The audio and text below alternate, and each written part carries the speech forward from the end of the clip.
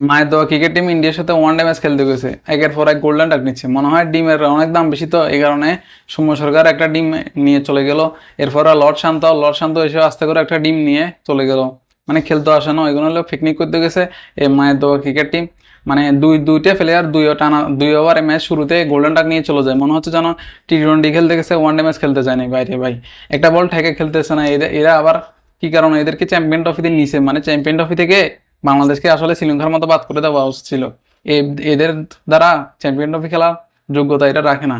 মানে পুরো মান সম্মান শেষ। দুইটা উইকেট চলে গেছে অলরেডি। চিন্তা করুন, ম্যাচ শুরুতে যদি 2 উইকেট চলে যায় 2 ওভারে, এই লর্ড শান্তকে গোল্ডেন ডাক মেরে মেরে প্রত্যেকটা দিন আউট হয়। একজন ক্যাপ্টেন হয়ে নাকি তার পারফরমেন্স এটা, এরপরও তাকে ক্যাপ্টেন থেকে বাদ করবে না। এটাই হলো মায়ের দো ক্রিকেট টিম। এই ক্রিকেট টিম কোনোদিন একটা আইসিসি ইভেন্ট, একটা ট্রফি জিততে পারে না। এটা এটা শুধু একটা সিরিজ দুর্বল দলকে নিয়ে আয়োজন করে ম্যাচ জিতবে, এটাই হলো এদের কাজ। আর হলো আরামসে পিকনিক করে টাকা নিয়ে আসবে। আর এছাড়া আর কোনো ভালো খেলার কোনো কিছুর দরকার এদের নাই। আগে একটা সময় আরো শক্তিশালী স্কোয়াড এবং দল ছিল বাংলাদেশের।